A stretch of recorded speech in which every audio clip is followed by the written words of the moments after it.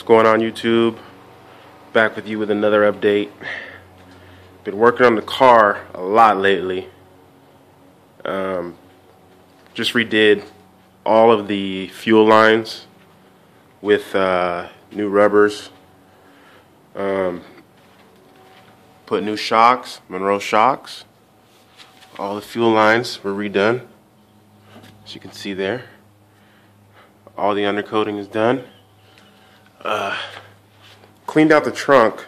It was full of mud. Came out pretty decent. No holes or anything in the trunk. Just got to respray it. And that's it on that. And today, put on my brand new rotors. Slotted and drilled.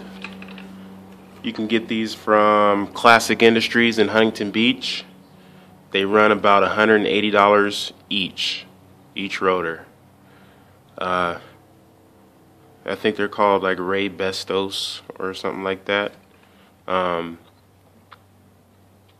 got those. I got new races, new bearings, brand new bearings. I got brake lines coming in. I got brand new brake pads, ceramic pads. Everything cost me about $400 for the whole kit. I just finished putting those on today. Besides that, the next step this week, since I'm on vacation, is body bushings, because the body bushings are horrible. Gotta get those. Gotta order the kit, brand new. I pulled the gas tank too last week. I had it boiled out, checked for leaks, and I just resprayed it. It's not done being sprayed, but that's the tank right there.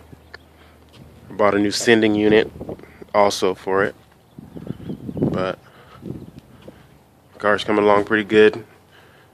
No major bumps, no hiccups. Everything that I've done so far, haven't had a problem doing. Everything's pretty simple. This is the interior again, so you can see it in the daylight. Just horrific, but that's what it is as of now. Of course, it's not going to be like that when the car's done.